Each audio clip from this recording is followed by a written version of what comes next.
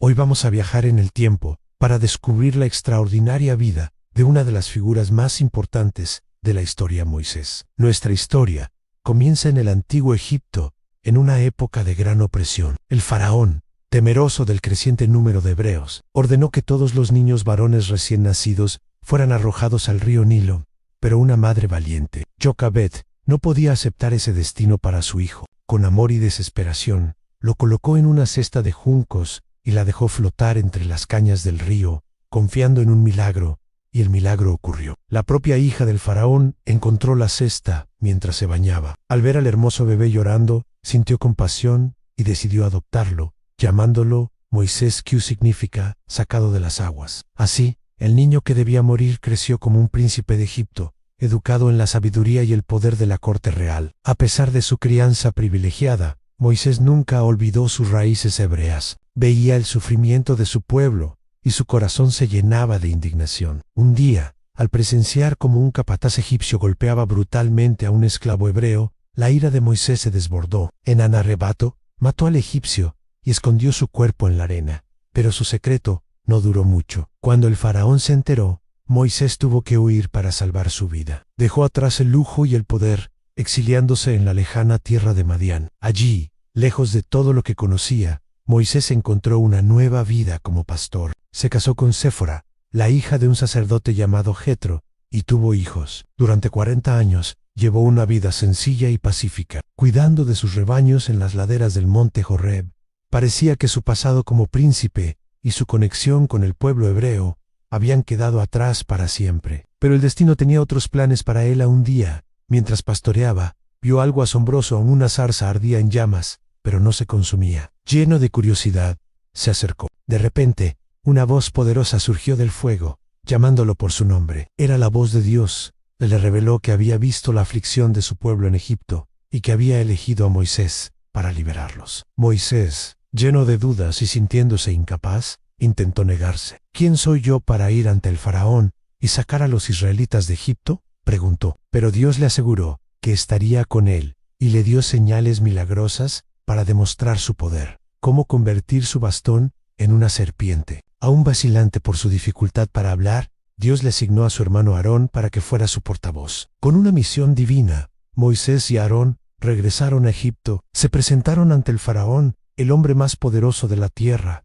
y le entregaron el mensaje de Dios: deja ir a mi pueblo. Pero el faraón, de corazón endurecido, se negó rotundamente. En lugar de liberarlos, aumentó su carga de trabajo, haciendo su esclavitud aún más insoportable. Así comenzó un enfrentamiento épico entre el poder de un rey terrenal y el poder del cielo, como el faraón se negaba a escuchar. Dios envió una serie de 10 plagas devastadoras sobre Egipto. Las aguas del Nilo se convirtieron en sangre, plagas de ranas, piojos y moscas cubrieron la tierra. El ganado, murió la gente, sufrió de úlceras, una terrible tormenta de granizo destruyó los cultivos y una plaga de langostas devoró lo que quedaba. Una oscuridad profunda cubrió Egipto durante 3 días, pero el faraón seguía inflexible. Finalmente, llegó la 10ª y más terrible plaga, la muerte de todos los primogénitos de Egipto, desde el hijo del faraón hasta el del prisionero. Dios instruyó a los israelitas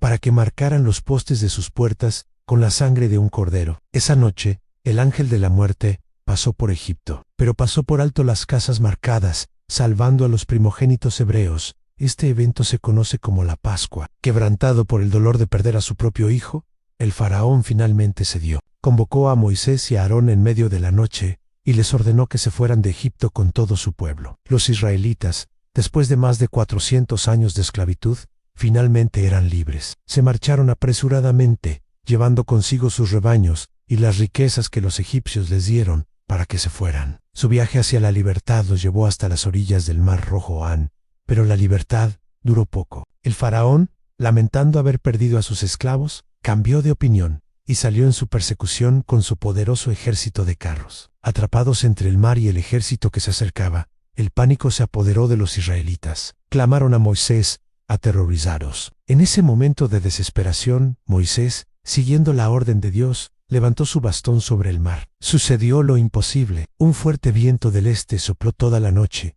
dividiendo las aguas y creando un camino seco en medio del mar, con muros de agua a ambos lados. Los israelitas cruzaron a pie seco hacia la otra orilla. Cuando el ejército egipcio los siguió por el mismo camino, Moisés volvió a extender su mano sobre el mar. Las aguas regresaron a su lugar, cubriendo los carros y a todo el ejército del faraón. Ni uno solo de ellos sobrevivió. En la orilla, a salvo, los israelitas presenciaron el milagro de su salvación y cantaron alabanzas a Dios libres de sus perseguidores. Comenzaron su largo viaje por el desierto. 3 meses después, llegaron al pie del majestuoso monte Sinaí. Allí, en medio de truenos, relámpagos y una densa nube, Dios descendió sobre la montaña. Moisés subió solo para encontrarse con él.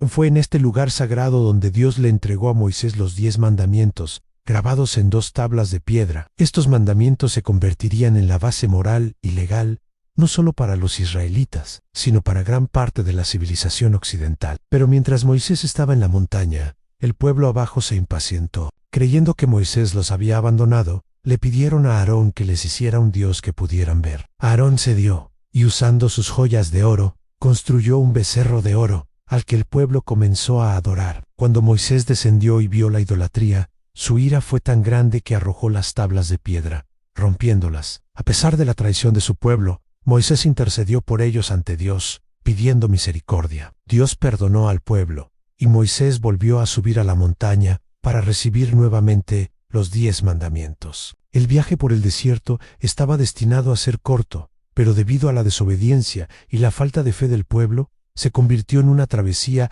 de 40 años. Una generación entera tuvo que pasar para que la siguiente, nacida en libertad, pudiera entrar en la tierra prometida. Durante estas 4 décadas, Moisés fue su líder, juez y profeta, los guió a través de la escasez de agua y comida, soportó sus quejas constantes y les enseñó las leyes de Dios. Fue un período de prueba y purificación. Después de 40 largos años, finalmente llegaron a las fronteras de Canaán, la tierra prometida que fluía leche y miel. Moisés ya era un anciano. Había dedicado su vida a guiar a su pueblo, pero por un acto de desobediencia en el desierto, Dios le dijo que no entraría en esa tierra. Desde la cima del monte Nebo, Dios le permitió a Moisés ver la tierra prometida en toda su extensión. Vio el destino de su pueblo, la culminación de su arduo viaje. Allí, en la montaña, solo con Dios, Moisés, el siervo del Señor, murió a la edad de 120 años. La vida de Moisés es una historia increíble de transformación. De un bebé sentenciado a muerte a un príncipe de Egipto. De un pastor exiliado a un profeta de Dios. De un hombre lleno de dudas a uno de los líderes más grandes de la historia. Su legado perdura como un poderoso recordatorio de que con fe y coraje, un solo individuo puede cambiar el curso de la historia y guiar a un pueblo hacia la libertad. Gracias por acompañarnos en este viaje épico. Si te ha gustado esta historia, no olvides darle like, suscribirte y activar la campanita para no perderte nuestros próximos videos. Hasta la próxima.